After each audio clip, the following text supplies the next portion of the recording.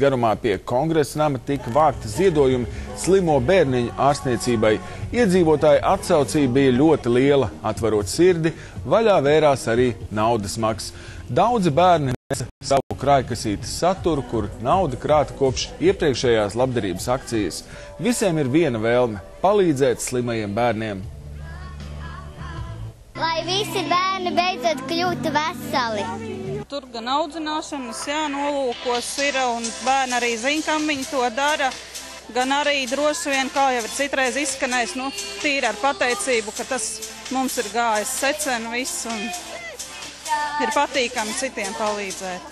Viens no skaistākajiem bija tas moments, kad meitenīte, kurai pagājušajā gadā tika saziedots ortozītes, man par laukumu pa tādu lielu gabalu pavicināja un teica, es noliku pirmo eksāmenu. Viņa stāvēja uz savām kājām un gāja.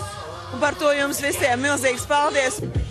Pēc šīs aktīvi pavadītās dienas, kad baudīti dažādi muzikāli priekšnesumi un citas izklaides, jau pavisam pēc neilga brīža, 9. vakarā, Kongresnamā notiks Labestības dienas noslēguma koncerts, kur tiešraidē varēs vērot arī kanālā LNT.